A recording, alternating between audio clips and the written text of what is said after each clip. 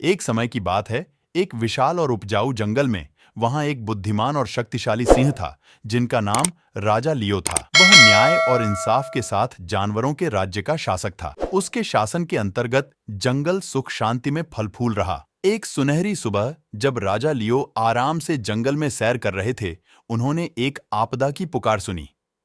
इस आवाज का पीछा करते हुए उन्होंने देखा कि कुछ जानवर एक फंसी हुई लाट में और डालों के घास के गुच्छे के चारों ओर इकट्ठा हो गए थे।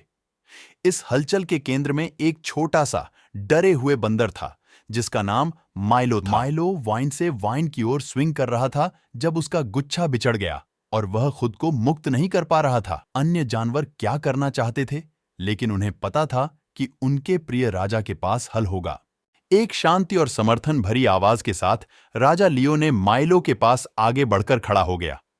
उन्होंने परिस्थिति का मूल्यांकन किया और अपने शक्तिशाली दांत और तेज किलों से माइलो को कुशलता से मुक्त किया।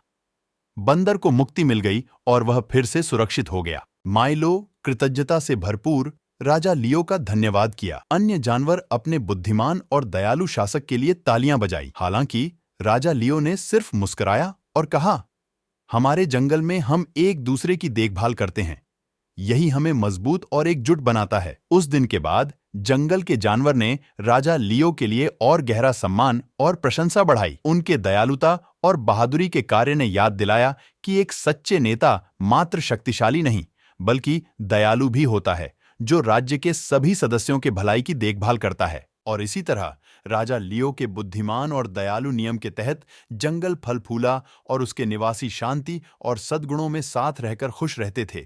जानते थे कि उनके पास उन्हें जीवन के सभी चुनौतियों के माध्यम से मार्गदर्शन करने के लिए एक मान्य और न्यायवादी राजा है।